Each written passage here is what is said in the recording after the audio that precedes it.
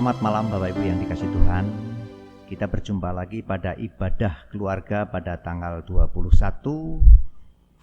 Oktober 2020. Seperti ibadah rutinitas yang telah kita laksanakan sebelum adanya pembatasan untuk adanya COVID, mari kita ibadah bersama-sama. Kita bersyukur karena kita masih diberi kesempatan untuk berkumpul bersama walaupun kita melalui virtual atau video shooting. Sebelum kita mulai ibadah pada malam hari ini, mari kita satu dalam doa. Bapa yang bertata dalam kerajaan surga, yang kami sapa dalam nama Tuhan Yesus Kristus, kami mengucap syukur Tuhan pada kesempatan pada malam hari ini, Engkau berikan kami kesempatan untuk ibadah keluarga secara bersama GBIB Sawangan melalui virtual. Tuhan, hendaknya Tuhan hadir tengah-tengah kami, urapi kami semua supaya mampukan kami untuk mendengar akan berita firman-Mu. Secara khusus hamba-Mu yang akan menyampaikan firman Tuhan, Engkau pakai lebih heran untuk bisa menyampaikan berita firman melalui bibir mulut lidah hamba-Mu ini, supaya apa yang Tuhan sampaikan supaya diterima menjadi rema dalam kehidupan untuk mengalami kehidupan langkah hidup setiap hari bagi jemaat-Mu. Terima kasih, berfirmanlah Tuhan, kami anak-anak-Mu siap mendengar. Nah, doa permohonan kami Tuhan yang kami serahkan dalam nama Bapa, Putra dan Roh Kudus, dalam nama Tuhan kami siap untuk mendengarkan firman-Mu. Amin. Bapak Ibu, saya undang untuk bangkit berdiri. Kita akan merenungkan firman Tuhan mulai dari perjanjian baru, yaitu Ibrani 4 ayat 14 sampai dengan 16. Saya akan bacakan untuk firman Tuhan buat Bapak Ibu sekalian, yaitu dari Ibrani 4 ayat 14 sampai dengan 16. Demikian firman Tuhan. Yesus sebagai imam besar. Karena kita sekarang mempunyai imam besar agung yang telah melintasi semua langit, yaitu Yesus, Anak Allah. Baiklah, kita teguh berpegang pada pengakuan iman kita. Sebab imam besar yang kita punya bukanlah imam besar yang tidak dapat turut merasakan kelemahan-kelemahan kita. Sebaliknya, sama dengan kita. Ia telah dicobai, hanya tidak berbuat dosa. Sebab itu marilah kita dengan penuh keberanian menghampiri tahta kasih karunia, supaya kita menerima rahmat dan menemukan kasih karunia untuk mendapatkan pertolongan kita pada waktunya. Demikian jauh bacaan firman Tuhan pada malam hari. Berbahagialah orang yang mendengar dan melakukan dalam kehidupannya. Haleluya, haleluya, haleluya, haleluya. Silakan Bapak Ibu untuk duduk kembali. Untuk renungan pada malam hari ini saya akan awali dari cerita. Suatu kali seorang wanita sedang asik menonton seekor panda kutub di sebuah kebun binatang. Namun entah bagaimana, perasaan gemas karena panda itu kelihatan lucu, atau perasaan apalah wanita itu tiba-tiba masuk ke dalam kandang beruang dengan melompati pagar pembatas. Wanita itu datang dengan menyentuh binatang, ingin sekali merasakan mengelus-elus tubuhnya yang lucu. Tapi lain dengan beruang yang didatangi, tak ayal mereka melihat benda asing mendekati. Sang beruang kedatangan wanita itu merasakan sebagai ancaman yang membahayakan buat dirinya. Sang beruang langsung menjadi ganas, menjadi buas, sehingga dia menerkam kaki wanita itu. Langsung saja terjadi kepanikan di sekitar situ. Mereka ingin menolong, tetapi apa daya mereka takut kepada beruang yang saat itu sedang ganas. Saudara, Bapak Ibu yang sekalian, di tengah kepanikan semua orang, datanglah seorang penolong. Dia adalah pawang beruang. Dengan sikap, pawang itu segera mengontrol beruang yang sedang emosi dengan senjatanya. Sang pawang segera mengamankan wanita tersebut sehingga selamatlah wanita itu dari bahaya yang lebih besar. Sang pawang beruang merupakan seorang penolong yang paling tepat. Pada saat itu dia adalah orang yang punya kemampuan untuk menundukkan beruang. Dia tahu wanita itu butuh pertolongan. Dia tahu bahwa hanya dia saat itu satu-satunya yang bisa menolong wanita itu. Saudara yang dikasihi Tuhan, sadar atau tidak sadar, dari cerita tadi menggambarkan bahwa kita sering kali mengalami hal seperti itu. Sering kali mendekati sesuatu pencobaan. Sering kali mencoba. Kalau ada keinginan kita coba-coba mendekati. Padahal pencobaan itu kadang bisa mengakibatkan celaka ataupun dosa buat kita. Tapi sayangnya kita lemah dan pada akhirnya kita jatuh dalam pencobaan itu. Karena kita selalu keinginan lebih tinggi untuk melakukan sesuatu, keinginan yang kita tidak pernah memikirkan hasilnya atau efeknya. Kita tidak mempelajari dulu sehingga pencobaan-pencobaan itu sering datang dalam kehidupan kita. Ketika pencobaan itu menerkam, kita tentunya butuh pertolongan karena diri kita tidak sanggup untuk menolong diri kita. Sebab kita punya kelemahan dalam menolong diri kita. Padahal kita berulang kali sering mencoba untuk mendekati pencobaan-pencobaan seperti itu. Sehingga kadang kita tidak sadar bahwa dosa itu mengancam dalam kehidupan kita. Seperti halnya kita sering jatuh dalam atau masukin lubang yang sama. Seperti halnya dosa. Bahkan dosa itu seperti lumpur. Kalau kita injak semakin dalam, saat kita terjebak di dalam lumpur itu, seakan-akan kita tidak akan bisa naik atau kita tidak ada yang menolong lagi. Sehingga sampai-sampai kita tidak layak dengan lumpur yang menjijikan dalam tubuh kita. Kita tidak layak. Kita berpikir untuk tidak layak untuk melayani Tuhan. Dengan segala kelemahan dan keberdosaan membuat kita jadi pesimis untuk melayani Tuhan. Untuk bisa lepas dari keberdosaan, kita butuh pertolongan yang kapabilitas, yaitu penolong yang mampu mengangkat atau membersihkan kita dari lumpur dosa dan siap menjaga kita menghadapi pencobaan. Tapi pertanyaannya, Bapak Ibu yang dikasihi Tuhan, siapa yang punya kapabilitas untuk menolong kita? Saudara yang dikasihi Tuhan, bersyukur pada Tuhan kita Yesus Kristus. Ia adalah imam besar agung yang sanggup menolong kita dari keberdosaan.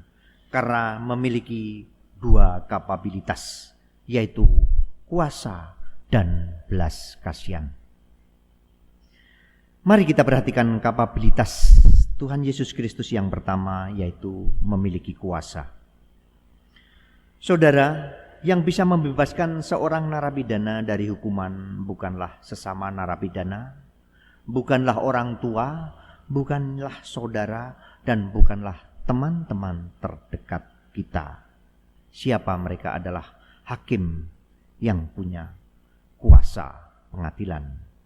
Karena hakim mempunyai kuasa untuk menetapkan tuntutan hukuman seseorang terhadap kesalahan atau pelanggaran mereka. Sama halnya dengan kita. Kita berdosa, siapa yang bisa mengampuni kita? Dan kepada siapa kita harus minta pengampunan?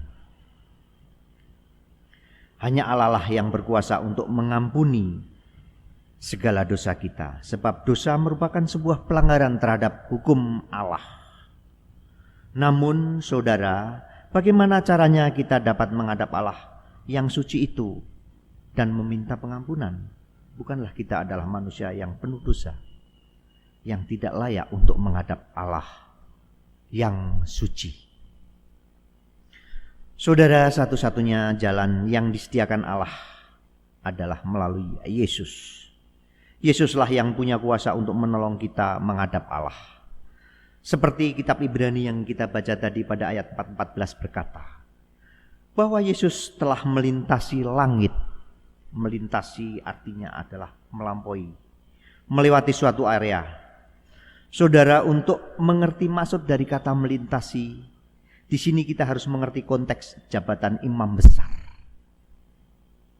Dulu pada zaman Perjanjian Lama, seorang imam besar memiliki suatu tugas khusus, yaitu satu kali dalam setahun dia harus melintasi ruang kudus untuk menuju ruang Maha Kudus yang dibatasi oleh tabir pembatas. Dia masuk ke dalam ruang paling kudus dalam rumah Tuhan untuk menghadap hadirat Tuhan.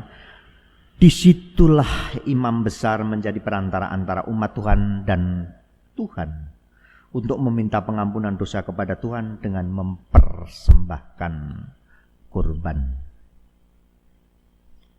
Saudara, imam besar melintasi ruang kudus ke ruang Maha Kudus, tapi Yesus imam besar agung kita telah melintasi langit. Pada Ibrani 9 ayat 24 berkata, sebab Kristus bukan masuk ke dalam tempat kudus buatan tangan manusia, yang merupakan gambaran saja dari yang sebenarnya, tetapi ke dalam surga sendiri untuk menghadap hadirat Allah guna kepentingan kita. Dia telah masuk ke ruangan yang terkudus, yaitu surga yang suci. Tidak sekali dalam setahun, tapi selama-lamanya. Yesus membukakan tabir pembatas antara kita dengan Allah untuk selama-lamanya. Dan ketika tabir itu terbuka, maka kita dapat memohon pengampunan dosa kepada Allah. Alkitab mengatakan bahwa imam besar agung kita, Yesus Kristus, adalah anak Allah. Dalam konteks Romawi, kaisar adalah disebut anak dewa. Tetapi dalam esensinya berarti kaisar itu dewa. Analogi inilah yang dipakai Rasul Yohanes dan penulis surat Ibrani. Bahkan yang lebih agung lagi, Yesus anak Allah itu berarti Yesus adalah Allah. Allah itu Maha Kudus, itu artinya Yesus sebagai anak Allah juga kudus. Dengan kata lain, dia adalah the Holy One. Dalam konteks orang Yahudi, the Holy One adalah sang pencipta dan pribadi satu-satunya yang dapat mengampuni dosa manusia. Karena itu imam besar agung kita tidak hanya berkuasa karena melintasi langit, tetapi juga karena dia adalah Allah itu sendiri. Bapak Ibu yang dikasihi Tuhan, ada ilustrasi pada awal abad 20-an. Mobil mulai marak dipasarkan di Amerika. Ada seorang bapak tua yang mengendarai mobil Ford saat itu, yaitu mobil merek yang terkenal saat itu. Tiba-tiba mobilnya mogok di tengah jalan. Celakanya pada waktu itu jarang sekali ada orang yang mengerti tentang mesin mobil. Sehingga berjam-jam bapak itu coba memperbaiki mobilnya sendirian, namun tetap tidak bisa berjalan. Pada akhirnya muncullah satu orang yang datang untuk membantu bapak itu. Orang itu melihat-lihat mesin mobil itu sebentar dan memperbaiki, mengotak-ngatiknya. Dalam waktu singkat mobil itu hidup dan siap untuk berjalan kembali. Melihat kemampuan orang itu dalam memperbaiki mobilnya, bapak itu penasaran dan heran dan bertanya, "Hai, siapakah engkau, Tuan? Kenapa begitu tahu dan mahir untuk memperbaiki mobil kami?" Lalu orang itu menjawab, "Saya adalah Henry Ford, pencipta mobil Ford ini." Bapak Ibu yang dikasihi Tuhan, seorang pencipta memiliki kapabilitas untuk memperbaiki ciptaannya yang rusak. Demikian juga Allah yang menciptakan kita. Dia mempunyai kuasa untuk mengampuni dan membersihkan kita dari dosa. Saudara, dengan keyakinan bahwa kita memiliki penolong yang berkuasa, Janganlah kita terus-menerus menutup diri dalam kehidupan tanpa harapan karena dosa-dosa kita. Mari kita datang kepada Dia. Dia adalah Allah yang sanggup menghapus dosa kita dengan perantara Yesus Kristus sebagai imam besar agung kita. Bapak Ibu yang dikasihi Tuhan, Yesus Kristus memiliki kuasa sebagai kapabilitas yang pertama dalam menolong kita dari keberdosaan. Kapabilitas kedua yang perlu kita perhatikan adalah memiliki belas kasihan. Saudara, orang yang tidak mau mengampuni terhadap orang lain adalah orang yang tidak mempunyai belas kasihan. Tetapi orang yang mempunyai belas kasihan adalah orang yang mengerti keadaan orang lain, sehingga dia dapat mengampuni kesalahan orang yang bersalah kepada mereka. Alkitab berkata di ayat 15 bahwa Yesus bukanlah imam besar yang tidak turut merasakan kelemahan-kelemahan kita. Tetapi sebaliknya ia adalah imam besar yang dapat turut merasakan kelemahan kita. Jadi di sini ada perbedaan antara imam besar biasa dengan Yesus. Bahwa imam besar biasa hanya dapat mempersembahkan kurban penebus dosa umatnya sebagai perantara saja, tanpa harus berempati dengan kelemahan-kelemahan umatnya. Tapi di sini Yesus berbeda dengan imam besar tadi. Dia dapat turut merasakan kelemahan-kelemahan umatnya, khususnya kelemahan-kelemahan dalam menghadapi godaan dosa. Yakobus 1 ayat 14 dan 15 berkata, tetapi tiap-tiap orang dicobai oleh keinginannya sendiri, karena ia diseret dan dipikat olehnya. Dan apabila keinginan itu telah dibuai, ia melahirkan dosa. Dan apabila dosa itu sudah matang, ia melahirkan maut. Kalau hanya dicobai, Bapak Ibu yang dikasihi Tuhan, itu bukanlah dosa. Tetapi kita menyerah dan pasrah dengan pencobaan itu biasanya yang mengakibatkan dosa. Bapak Ibu yang dikasihi Tuhan, kelemahan-kelemahan terbesar yang dialami manusia biasanya sering muncul dalam kehidupan kita, seakan ada sesuatu hal, 3 hal yang bisa kita tahu. Biasanya orang itu kelaparan, kesombongan, dan kekuasaan. Dengan ketiga hal itu biasanya orang tidak mengabaikan apa yang akan terjadi dalam selanjutnya kegiatan itu. Karena kalau kita kelapar, kita sombong, bahkan kita punya kuasa, kita tidak pernah memperhatikan lingkungan keberadaan kita saat itu terjadi. Sehingga itu yang memicu biasanya keberdosaan selalu ada dalam atau menghampiri dalam kehidupan kita. Seperti Yesus dapat merasakan kelemahan, bukan berarti Yesus adalah sudah pernah merasakan bagaimana rasanya jatuh dalam dosa.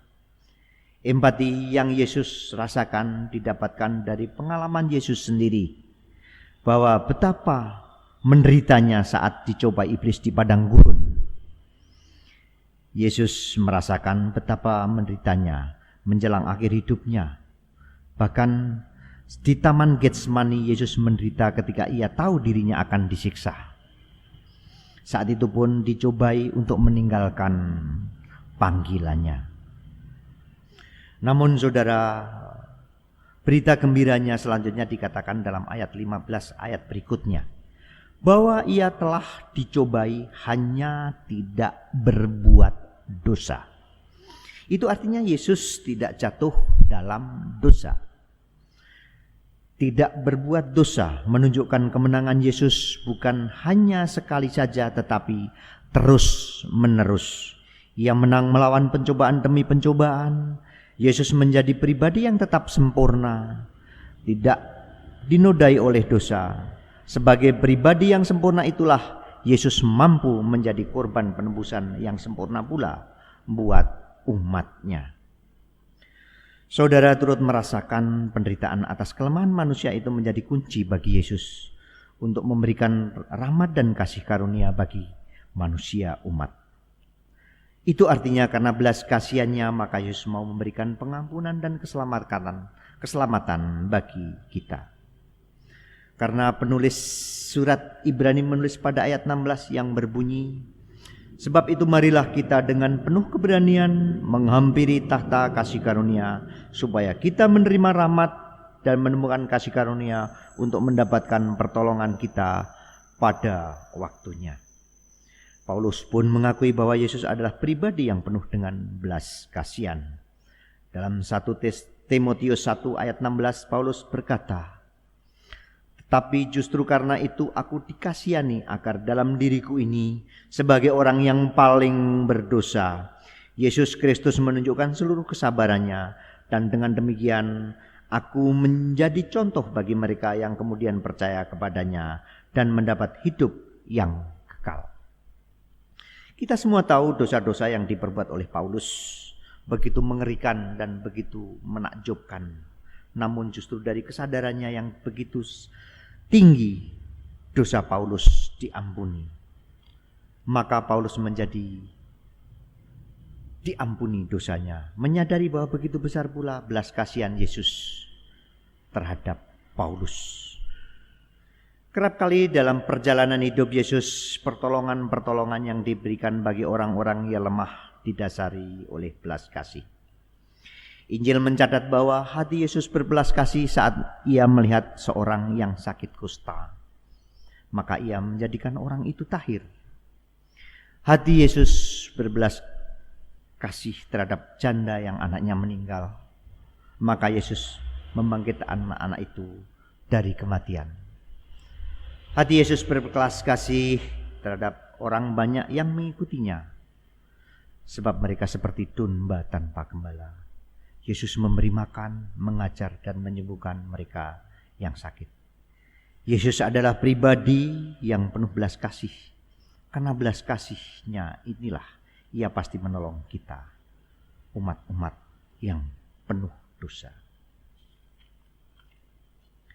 Saudara, ketika tahu kita memiliki penolong yang berbelas kasih pada kita, marilah kita memiliki keberanian untuk datang kepadanya. Memohon pertolongan atas kelemahan dan ketakutan serta dosa-dosa kita. Kita buang perasaan-perasaan ketidaklayakan, perasaan yang menjauhkan diri kita dari Tuhan. Pikiran-pikiran kita yang mungkin menjas diri kita bahwa kita tidak layak untuk melayani atau menjadi hamba Tuhan. Sebab kita merasa belum melakukan atau berbuat apa-apa di mata Tuhan. Mari kita datang kepadanya dengan hati sungguh-sungguh. Kita berdoa dan berkomitmen penuh menjadikan Yesus penolong. Yesus adalah imam besar agung yang punya kapabilitas untuk menolong kita. Ia sanggup menolong kita dari dosa-dosa, sebab Yesus punya kuasa dan kemurahan belas kasih. Oleh karena itu, marilah kita setia berpegang teguh dan yakin bahwa Yesus sanggup menolong kita terus-menerus. Ketika kita setia pada keyakinan kita, percayalah, Ia memberikan pertolongan itu melalui rahmat dan karunia-Nya yang akan menguatkan kita dalam menghadapi kelemahan kita dari dosa. Tuhan Yesus memberkati.